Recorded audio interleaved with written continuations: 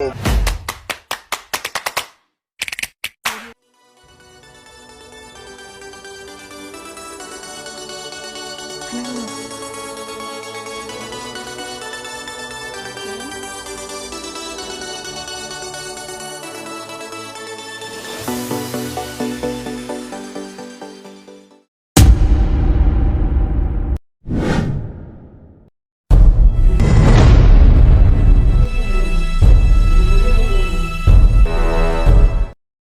ini turut didokong dengan konsep Malaysia Madani sebagai kunci utama bagi memastikan rakyat mengecapi segala bentuk kemajuan serta kemodenan yang berteraskan kemampanan budaya bangsa, berdaya cipta, keyakinan, kesejahteraan, hormat menghormati dan ihsan. Okay, bismillahirrahmanirrahim dan assalamualaikum warahmatullahi wabarakatuh. Jadi untuk sesi wawancara kita pada pagi ini, kita akan teruskan dengan tajuk Integrasi Nasional sebagai Tonggak Kejayaan Masyarakat Madani. Untuk itu, saya akan menemui dua orang rakan saya untuk mengulas dengan lebih mendalam berkaitan tajuk ini. Jadi, jom.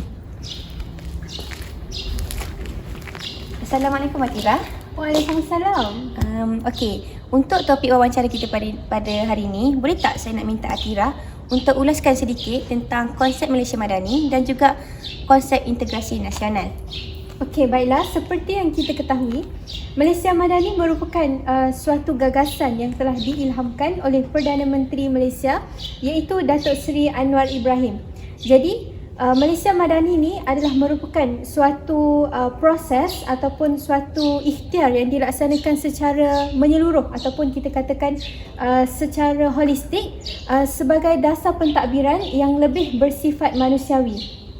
Jadi, pelaksanaan Malaysia Madani ini adalah berteraskan kepada tiga konsep utama, iaitu yang pertama, sikap saling menghormati, yang kedua, meraihkan kepelbagaian, dan yang ketiga sebagai salah satu dialog peradaban yang wujud antara kepelbagaian masyarakat majmuk di Malaysia. Jadi baiklah Atira, dalam konsep Malaysia Madani itu sendiri, adakah integrasi nasional tu sebenarnya ditekankan? Baiklah, sebenarnya konsep integrasi nasional ni sangatlah ditekankan dalam konteks Malaysia Madani. Sebab kalau kita lihat dalam penciptaan logo Malaysia Madani itu sendiri, terdapat beberapa elemen yang menekankan perpaduan atau kita boleh katakan sebagai integrasi nasional. Yang mana yang pertama, kalau kita tengok bulatan yang berwarna biru melambangkan kesatuan, muafakat dan juga perpaduan antara masyarakat Malaysia yang terdiri daripada pelbagai kaum. Contohnya seperti kaum Melayu, Cina, India dan sebagainya. Seterusnya kalau kita lihat bintang berbucu 14 pula melambangkan perpaduan dalam kalangan 13 buah negeri di Malaysia termasuk wilayah persekutuan. Dan akhir sekali, warna biru pada logo Malaysia Madani itu sendiri adalah melambangkan kesatuan nasional ataupun integrasi nasional. Ia juga melambangkan keterangkuman dan juga persaudaraan antara seluruh masyarakat Malaysia bagi mewujudkan integrasi nasional sekaligus mewujudkan satu bangsa Malaysia. Okey, jadi secara keseluruhannya lah kan, macam mana sebenarnya konsep integrasi nasional yang sebenarnya? Baiklah, sebenarnya integrasi nasional ni merupakan satu usaha ataupun proses untuk kita menyelaraskan ataupun mencari titik persamaan antara perbezaan-perbezaan yang wujud dalam kalangan masyarakat Malaysia. Dan integrasi nasional ini juga merupakan satu kesedaran dan juga bentuk pergaulan yang mana kesedaran ini melahirkan rasa kesatuan dalam kalangan masyarakat Malaysia yang pelbagai ini. Kalau kita tengok contohnya masyarakat Melayu, masyarakat India, masyarakat Cina masing-masing mempunyai perbezaan. Contohnya perbezaan agama, perbezaan budaya. Jadi integrasi nasional ni adalah satu satu proses untuk kita mencari titik persamaan melalui kita saling menghormati, saling memahami perbezaan-perbezaan ini sehingga adanya integrasi ataupun keserasian antara perbezaan-perbezaan tersebut. Okey, baiklah. Jadi dapat kita faham dengan jelaslah konsep sebenar Malaysia Madani dan juga perkaitannya dengan integrasi nasional.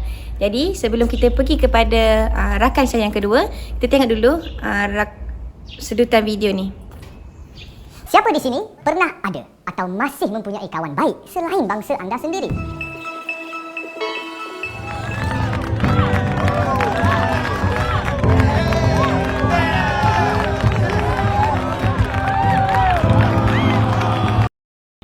Okey, jadi sebentar tadi kita dah tengok satu video yang dikaitkan dengan perpaduan rakyat Malaysia yang berlaku pada masa kini lah.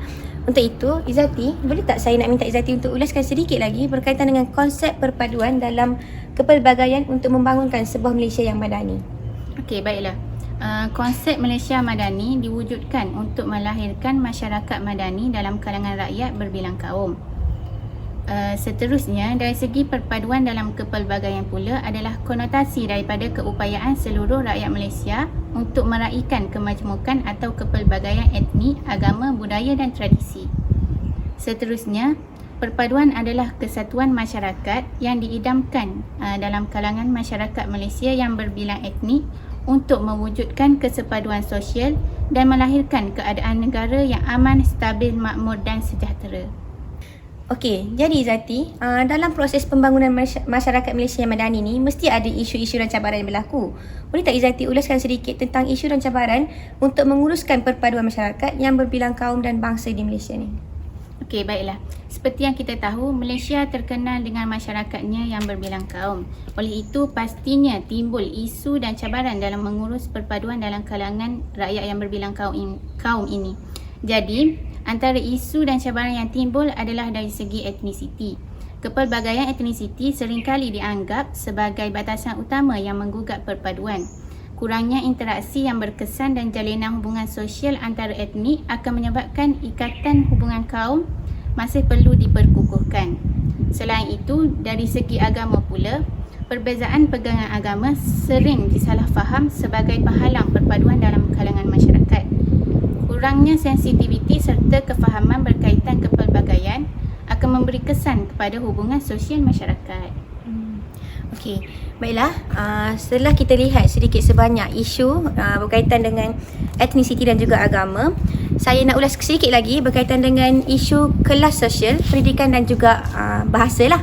Okey, jadi tak dinafikan di Malaysia ni setiap sistem sosial masyarakat ni mempunyai hierarki yang berbeza lah. Disebabkan oleh struktur etnik, keturunan, pekerjaan, jawatan dan juga ekonomi masing-masing. Tapi perlu kita ketahui bahawa kelas sosial ni tak sepatutnya menjadi satu halangan lah ataupun orang kata sekatan kepada perpaduan Malaysia itu sendiri. Sebab apa? Sebab sebenarnya perbezaan sistem sosial ni adalah saling melengkapi dari segi peranan dan juga tanggungjawab masing-masing. Okey, untuk dari aspek pendidikan pula, kewujudan institusi pendidikan yang berbeza pelbagai aliran di Malaysia ni, contohnya macam sekolah vernacular, sekolah agama dan juga sekolah antarabangsa ni sebenarnya sering disalahfaham sebagai satu kekangan juga kepada usaha pemubukan perpaduan di Malaysia ni. Tapi kita perlu lihat konteks pendidikan ni dalam aspek perpaduan tu sendiri. Macam mana kita nak bagi dia satu macam mana kita nak pupuk perpaduan yang berkesan tu adalah dengan menyelaraskan semua isi kandungan, kaedah serta program penghayatan perpaduan dari segi pendidikan telah sendiri, dari segi pengajaran tu bermula daripada pendidikan awal kanak-kanak sehinggalah kepada peringkat pengajian yang tinggi. Okey, untuk aspek bahasa pula dia ada juga berkaitan dengan pendidikan tu sendiri, yang mana kita tahu bahasa Melayu ni telah diwartakan dalam perlembagaan persekutuan sebagai bahasa kebangsaan dan memang digunakanlah sebagai bahasa harian ataupun bahasa percakapan kita. Tetapi dalam sistem pendidikan itu sendiri, pelbagai bahasa masih digunakan. Okey, jadi macam mana saya kata perkaitan antara pendidikan dan juga bahasa ni?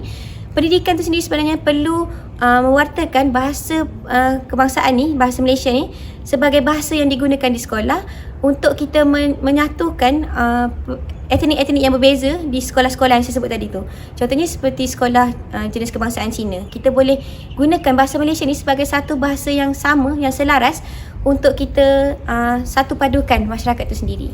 Okey, jadi untuk itu saya rasa setakat ni dulu sesi wawancara kita berkaitan dengan tajuk integrasi nasional sebagai tonggak kejayaan masyarakat madani. Okey, sampai situ sahaja dulu. Semoga jumpa lagi.